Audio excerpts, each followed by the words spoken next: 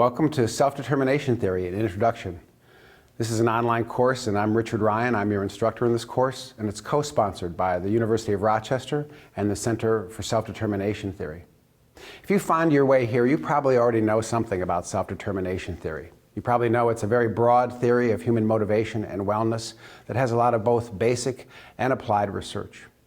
Really, many years ago when we started this theory, Ed Deasy and I began with a phenomena that we call intrinsic motivation. Many of you have probably heard this term before. Intrinsic motivation is when we do something just because of the inherent enjoyment and the activity itself. And in our early research, we did a lot of work on both what promotes and what undermines intrinsic motivation. And we'll be talking about that research soon.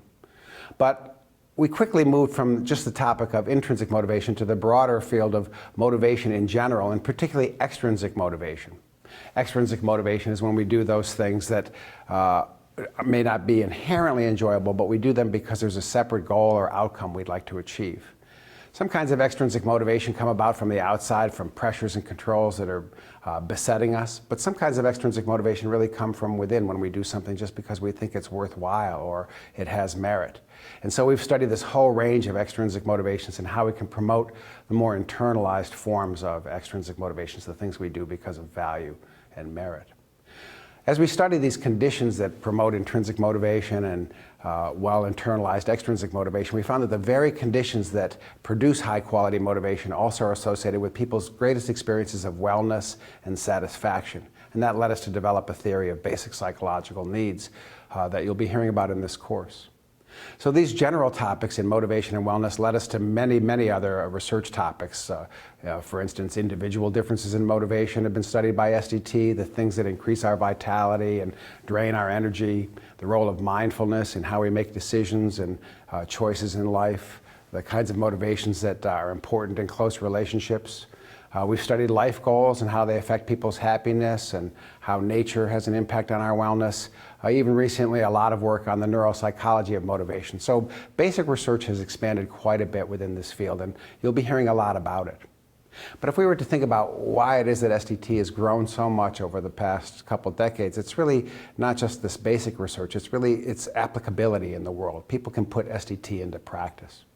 I'm a clinical psychologist, so one of my favorite areas of practice is psychotherapy and behavior change, and SDT supplies a really good theory of motivation for understanding how people can make those transitions in life.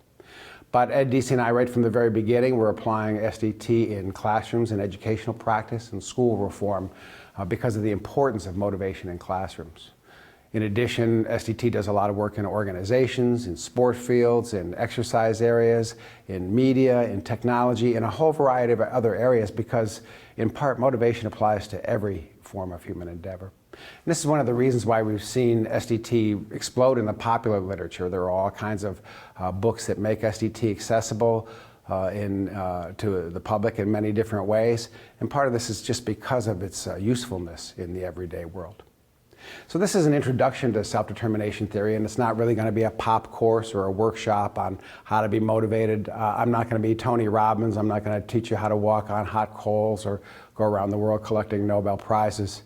Instead, our hope is that this course is a point of departure for understanding the research in self-determination theory and some of the general points in practice that fall from it.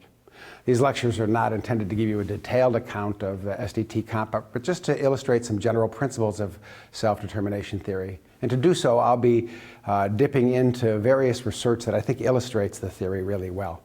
And where we provide that research, we'll also give you the references to it so you can dig in deeply into the methods and strategies people use. Alongside these lectures, there's going to be a primary text. I have it here in front of me. It's called Self-Determination Theory, Basic Psychological Needs in Motivation, Development, and Wellness. Most of the readings will be from this book, and we'll point you to the ones that are most relevant to each lecture. We'll also have some supplemental readings listed for you, so again, you can dig into the wider field of inquiry. Another valuable resource for you in this course will be the website, selfdeterminationtheory.org. It contains many links to the relevant readings. Now, you know this course is not a required course. It's here for your own interest and for your development, so you can watch it as you like, but the course is sequenced, so going in order will probably be a good strategy for best understanding what we're discussing. Also, your choice is the level of competence or the depths of study that you undertake in this. You may just want to stroll through some concepts, or you really want to maybe dig into the details of the research and methodologies. Regardless of what style you take on this, we invite you to engage in the weekly tests that we offer at the end of each series of lectures. You can use these to challenge yourself and also confirm the understanding that you've gotten. In general, what we hope is that you really enjoy this bird's eye view of self-determination theory, and you learn something about the secrets of human motivation and wellness that you can apply both to yourself and to the people around you.